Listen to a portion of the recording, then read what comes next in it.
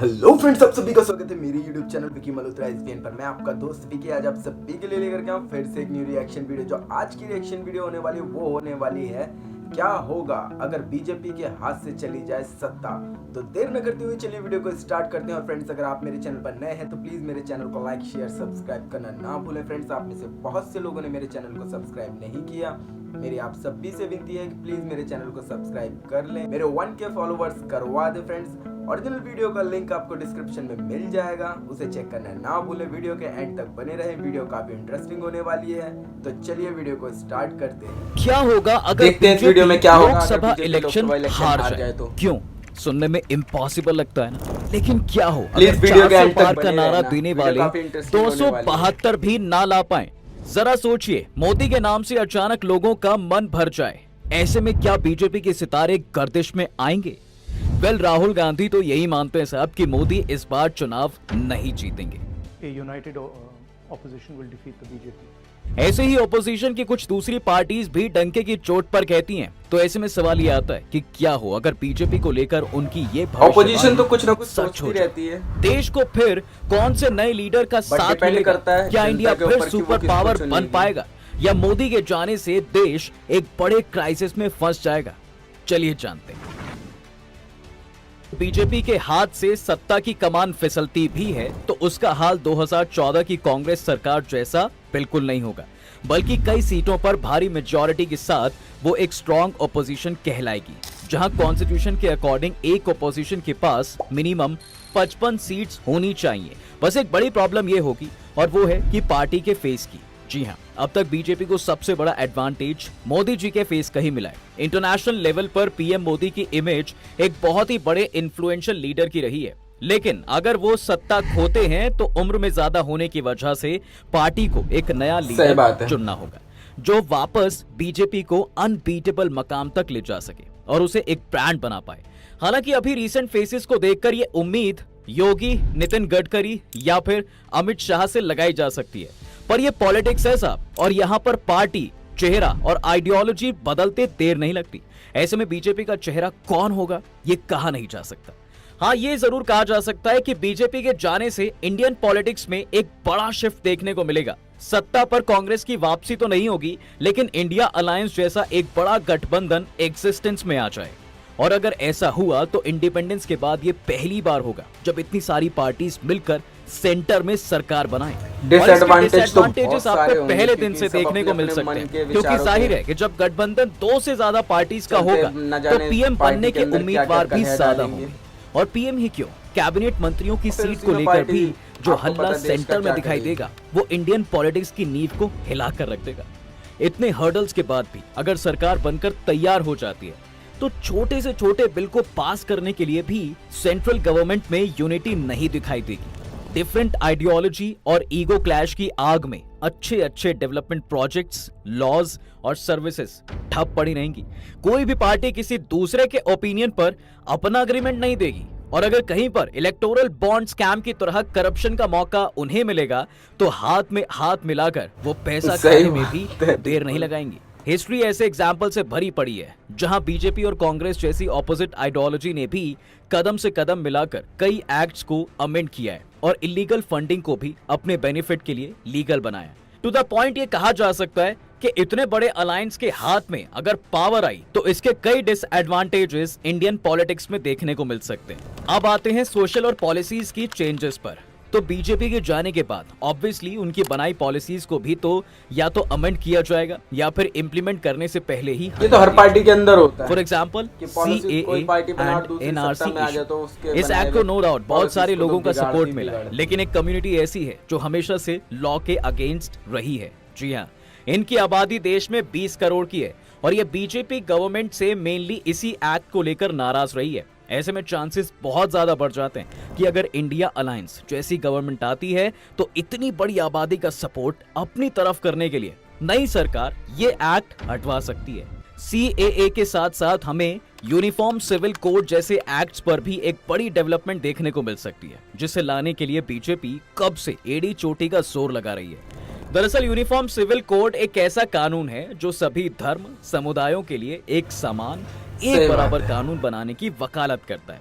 BJP इसी कानून को इम्प्लीमेंट करने का दावा सालों से करती आई है, लेकिन अगर 2024 में सत्ता किसी और के हाथ आती है साहब, तो चांसेस बहुत ज्यादा है कि ये मुद्दा ये तो होगा ही बस्ते होगा, पे जा पक्की बात सकता है है। ये। इसके अलावा वन नेशन वन इलेक्शन जैसी बड़ी पॉलिसी का मुद्दा भी मेन स्ट्रीम पॉलिटिक्स से गायब हो सकता है। अब ऐसा इसलिए क्योंकि बीजेपी ने 400 पार का टारगेट सेट ही इसलिए किया है ताकि वो इन मेजर पॉलिसीज को इम्प्लीमेंट कर सके। लेकिन ये आप भी जानते हैं कि विपक्ष इस एक्ट को लेकर कितना अगेंस्ट है। इवन लेफ्ट आइडियोलॉजी और कांग्रेस तो इस कानून को डेमोक्रेसी के खिलाफ मानती है। तो ऐसा कैसे हो सकता है साहब कि वो बड़े प्यार से इसे लागू कर दे। इन शॉर्ट बीजेपी का ये सपना धरा का धरा रह सकता है। वैसे बीजेपी के जाने से एक चीज और बदलेगी, वो है मीडिया की भाषा। अब तक तो जो मीडिया पूरी तरह मोदी के पक्ष में बोलते नजर आती है, वो जरूर ही बीजेपी के जाते ही नई सरकार की भाषा बोलने लगेगी। हिस्ट्री बताती है कि सरकार जिसकी रहती है, मीडिया उसी की भाषा बोलती है। ऐसे में ये पूरे चांसेस हैं कि न्यू अलायंस गवर्नमेंट की जय जयकार करने में भी गोदी एंकर्स देर नहीं लगाएंगे। अब आइए दूसरे लॉज पर। तो बीजेपी के जाने के बाद लद्दाख और मणिपुर जैसे मुद्दों पर भी एक मेजर चेंज आ सकता है।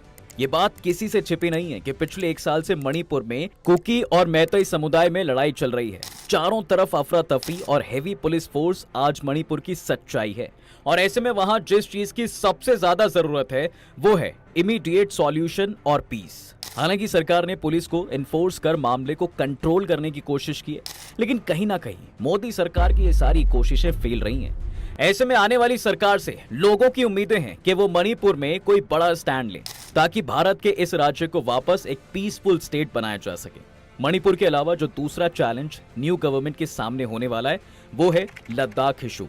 आप जानते होंगे कि कई सालों से भारत का ये इलाका भी खुद के लिए 6th शेड्यूल और फुल स्टेट हुड की मांग कर रहा है। सोनम वांगचुक और लद्दाखी लोग तो इसे लेकर 21 दिन की फास्टिंग तक कर चुके हैं और आज भी वहां प्रोटेस्ट जोरों शोरों से चल रहे हैं।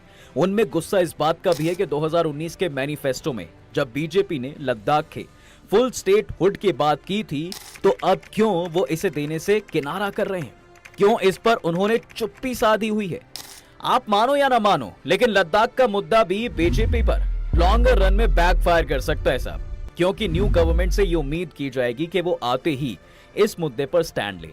विपक्ष में बैठकर तो बाकी पार्टीज ने लद्दाख को सपोर्ट दिखाया ही है, तो फिर जब सत्ता उनके पास आएगी तो हो सकता है कि वो इस पर एक बड़ा फैसला ले। अगर ऐसा होता है तो ये न्यूली गवर्नमेंट के लिए एक बड़ी अचीवमेंट हो सकती है और देश में कई जगहों पर चल रहे विवाद फिर शांत हो सकते हैं। विवाद की इन लिस्ट में एक नाम किसानों की एमएसपी का भी है, जिसे लेकर फरवरी और मार्च के महीने में किसान दिल्ली की तरफ मार्च कर रहे थे। इनकी मांग थी कि फसलों पर उन्हें एमएसपी यानी मिनिमम सपोर्ट प्राइस दिया जाए। इसे लेकर हल्ला भी काफी हुआ। हेवी पुलिस फोर्स से लेकर टीयर गैस तक सब कुछ लगाया गया, लेकिन इसका कोई रिजल्ट नहीं निकल पाया। किसान वापस तो चले गए, लेकिन वो बीजेपी सरकार से इतने नाराज हैं कि शायद उनका वोट बैंक बटा भी हुआ है। इन सभी कंडीशंस के बीच अगर न्यू अलायंस गवर्नमेंट आती है तो हो सकता है कि किसान एक बार फिर अपनी मांगों के लिए आवाज बुलंद करें, और ये भी चांसेस हैं कि न्यू गवर्नमेंट खुद किसानों की एमएसपी की मांगों को पूरी तरह एक्सेप्ट कर ले, क्योंकि फार्मर्स को एमएसपी देने की गारंटी खुद कांग्रेस तक अपने मैनिफेस्टो में दे रही है। राहुल गांधी ने भी खुलेआम इस पर बात भी की है। अब ये उनके खोखले वायदे होंगे या सच, ये तो वक्त ही बताएगा। लेकिन एक चीज तो पक्की है साहब कि बीजेपी की हार के बाद एमएसपी का मुद्दा एक बार फिर गर्म हो सकता है, और तब नई सरकार को इस चुनौती का सॉल्यूशन निकालना ही पड़ेगा। वैसे एक चुनौती नई सरकार के सामने अनएम्प्लॉयमेंट की भी होगी, क्योंकि बीजेपी की सरकार में बेरोजगारी दर काफी ज्यादा बढ़ गई है। आज के वक्त में ज्यादा से ज्यादा लोग बीजेपी से अनएम्प्लॉयमेंट के मुद्दे को लेकर भी नाराज हैं। उनका मानना है कि 10 सालों में बीजेपी कहीं ना कहीं इस परेशानी को सुलझाने में नाकामयाब रही है, और इसका जवाब खुद आंकड़े देते हैं। खुद राहुल गांधी का कहना है कि भारत में बेरोजगारी पाकिस्तान से भी ज्यादा हो गई है। जहां पाकिस्तान में 12% अनएम्प्लॉयमेंट है, वहीं भारत में ये आंकड़ा और आलम यह है कि पोस्ट ग्रेजुएट और पीएचडी होल्डर तक के पास नौकरी नहीं है। ऐसे में आने वाली सरकार से ये एक्सपेक्टेशन जरूर होगी कि वो इस परेशानी पर जल्द से जल्द एक्शन ले। जितना रफ्तार से हम 5th लार्जेस्ट इकोनॉमी बने हैं, लोग चाहते हैं कि उतनी ही तेजी से बेरोजगारी की प्रॉब्लम को भी टैकल किया जाए, ताकि मिडिल क्लास से एटलीस्ट मिडिल तबका ना छिन जाए।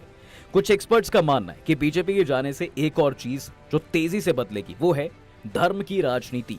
दरअसल कई पोल्स और रिपोर्ट इस बात की गवाही देती हैं कि बीजेपी के आने के बाद से कम्युनल वायलेंस में काफी ज्यादा राइज देखने। जो लोग इससे पहले सरकार से बेरोजगारी, रोटी, कपड़ा, मकान और टैक्स को लेकर सवाल करते थे, अब उनका मेन टॉपिक ऑफ डिस्कशन केवल धर्म की राजनीति है। अगर बीजेपी सत्ता से जाती है तो ये एक ओपिनियन है कि लोगों का ध्यान एक बार फिर से एजुकेशन, पॉलिसीज, हेल्थ, इंफ्रास्ट्रक्चर और बेसिक फैसिलिटीज पर सेंट्रलाइज हो जाएगा। लोगों के बीच जो डिबेट अभी ज्ञानवापी, भोजशाला को लेकर होता है, वो मुद्दा कल को डेवलपमेंट पर फोकस हो जाएगा और ये सारे हॉट टॉपिक्स ठंडे बस्ते में चले जाएंगे। वैसे तो हो ये भी सकता है कि लोग आज जिस फ्रीडम ऑफ एक्सप्रेशन पर बात तक नहीं करते हैं, वो इस पर भी अपना ओपिनियन देना शुरू कर दें और एक बार फिर से डेमोक्रेसी को लेकर विवाद गर्मा जाए। इसी बीच एक और मुद्दा है जिस पर नई सरकार का काम देखने लायक होगा, वो है डिफेंस सेक्टर। इस बात को नकारा नहीं जा सकता साहब कि बीजेपी ने डिफेंस सेक्टर में अच्छा खासा डेवलपमेंट तो किया है। इसने 2023-24 का बजट 5,03,097 करोड़ रुपए रखा था, जिसमें से अकेला हमारा डिफेंस बजट 5.94 लाख करोड़ था। रिपोर्ट बताती है कि पिछले साल के मुकाबले हमारा डिफेंस बजट 13% से बढ़ा है। खुद Stockholm international peace research institute के रिपोर्ट के अकॉर्डिंग दुनिया के कुल हथियार आयात में भारत का हिस्सा 11% हुआ है और साल 2018 से 22 के बीच में भारत दुनिया का सबसे बड़ा हथियार खरीदने वाला देश बन चुका है। तो ऐसे में बीजेपी के जाने से नो डाउट डिफेंस सेक्टर में बढ़ने वाली पॉलिसीज को एक बड़ा झटका जरूर लगेगा। लेकिन देखना यह दिलचस्प होगा कि न्यू गवर्नमेंट कैसे इन पॉलिसीज को आगे बढ़ाती है और स्ट्रैटेजिक लोकेशंस पर कैसे इंडिया को चाइना, पाकिस्तान से आगे रखती है। इस समय सिचुएशन ऐसी है कि इंडियन एयरफोर्स, नेवी और मिलिट्री ज्यादा एडवांस होने की जरूरत है। हम ऑलरेडी अच्छा कर रहे हैं, लेकिन जियोपॉलिटिकली अपने स्ट्रॉन्ग इमेज जिंदा रखने के लिए यह भी जरूरी है कि हम चाइना को टक्कर दे सकें। और यहाँ पर न्यू गवर्नमेंट की क्या पॉलिसी होगी, ये देखने लायक होगा। चाइना के अलावा जियोपॉलिटिकली दूसरे देशों के साथ भारत के क्या संबंध रहेंगे, ये भी देखने लायक होगा। अब हम सभी जानते हैं कि बीजेपी के राज में इंडिया ने मिडिल ईस्ट से अपने रिश्ते काफी हद तक स्ट्रेंथन किए हैं। हाँ, हम नेबर्स फर्स्ट पॉलिसी पर जरूर फेल हुए, लेकिन न्यू गवर्नमेंट के बनते ही दूसरी सरकार के साथ भारत के रिश्तों में 360 डिग्री टर्न देखने को मिलेगा। हो सकता है कि मालदीव्स को लेकर हमारा स्टैंस बदल जाए या फिर इजराइल पैलेस्टाइन इशू पर न्यू गवर्नमेंट न्यूट्रल स्टैंस के बजाय दूसरा किसी एक पक्ष को सपोर्ट कर ले। इतिहास गवाह है साहब कि सरकार बदलते ही डिप्लोमेटिक्स रिलेशंस हर सरकार के साथ बदलते हैं, क्योंकि आइडियोलॉजी बदलती है। आज इजराइल हमारे साइड है, मगर दिलचस्प ये देखना होगा कि नई सरकार में हमारे फॉरेन रिलेशंस क्या गुल खिलाते हैं और जियोपॉलिटिकली इंडिया की क्या इमेज रहती है। क्या आने वाला इंडिया का नेक्स्ट लीडर भी एक इन्फ्लुएंशियल इमेज बना पाता है या फिर वो एक इनकैपेबल लीडर बनकर उभरता है? दोस्तों, आपको क्या लगता है? इन सवालों का आपके पास क्या जवाब है? और बीजेपी के हारने से क्या आपको भी लगता है कि कोई बदलाव आने वाला है? हमें कमेंट सेक्शन में जरूर बताएं। तब तक के लिए हम आपसे लेते हैं विदा। जल्द हाजिर होंगे एक नए इंटरेस्टिंग टॉपिक के साथ। अगर ये वीडियो पसंद आया तो इसे अपने दोस्तों के साथ शेयर कर दो और वीडियो को लाइक। तो फ्रेंड्स, इसी के साथ होती है वीडियो पर समाप्त। तो जैसा कि आप लोगों ने इस वीडियो के माध्यम से देखा, अगर बीजेपी के हाथ से सत्ता चली जाए तो क्या होगा भाई? होना तो यही है कि जो चीज इन्होंने पॉलिसीज बना रखी होंगी वो नई गवर्नमेंट के आते ही वो पॉलिसीज बंद कर दी जाएंगी। न जाने फिर उसके बाद क्या क्या उठापटक होगी। लेकिन मेरा मानना यह है कि देश की जनता अच्छे से जानती है कि कौन देश के लिए सही है और कौन गलत। तो ये सब कुछ छोड़ते हैं देश की जनता के ऊपर। आपकी क्या राय है, प्लीज मुझे कमेंट के माध्यम से जरूर बताएं। मिलते हैं नेक्स्ट रिएक्शन वीडियो में। जय भारत।